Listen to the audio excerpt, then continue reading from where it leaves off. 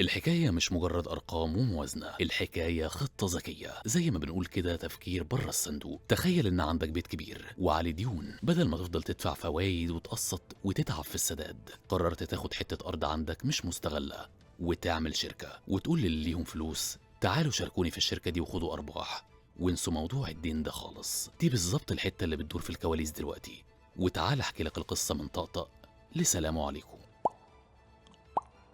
الدولة قررت إنها تغير السردية زي ما الخبراء بيقولوا، يعني بدل ما نلف في ساقية الدين التقليدية هنعمل حركة معلمة. الفكرة بدأت بإنشاء شركة جديدة. الشركة دي مش مجرد اسم على ورق، دي هتبقى مخزن الأصول التقيلة. الشركة إننا ننقل للشركة دي أصول حكومية لقطة، أصول ليها مستقبل وقابلة للتطوير. وبدل ما نبيعها كده وخلاص، لا، إحنا هنخلي الدائنين اللي ليهم فلوس يبقوا مساهمين بأسهم في الشركة دي. يعني بالبلدي كده، بدل ما اديك كاش هديك نصيب في بيزنس بيكبر.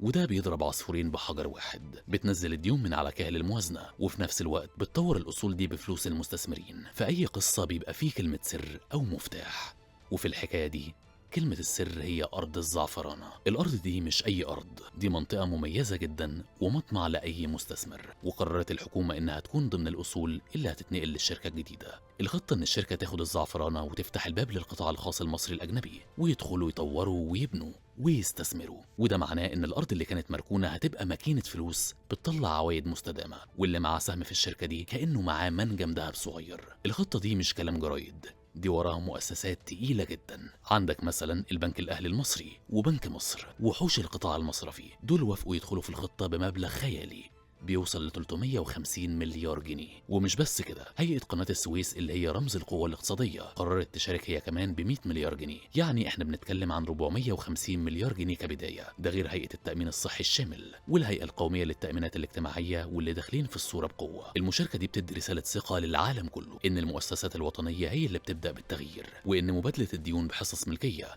ما بقتش مجرد نظرية في كتب الاقتصاد، دي بقت واقع وبيتطبق على الأرض. طيب إحنا مستفيدين إيه من كل الليلة دي؟ الخطة دي بتستهدف خفض ديون الموازنة بنسبة 3.4% من الناتج المحلي الإجمالي، وده رقم مش هين أبدا في لغة الاقتصاد. وبدل ما نكون مهددين بفوائد الديون كل سنة، إحنا بنحول العبء لاستثمار. وأخيرا، لما المؤسسات الدولية تشوف إن مصر بتدير أصولها بذكاء وبتخلق شراكات مع القطاع الخاص، ده بيخلي تصنيفنا يعلى وبيدي ثقة أكبر قدام المستثمرين الأجانب. إحنا قدام تحول في طريقة التفكير، من إدارة الأزمة إلى إدارة الأصول. الزعفرانة هي البداية، والشركة الجديدة هي المحرك، والهدف إننا نخفف الحمل على الموازنة العامة، علشان الفلوس اللي كانت بتروح لسداد الديون هتروح للصحة والتعليم والخدمات، واللي بتهم المواطن البسيط.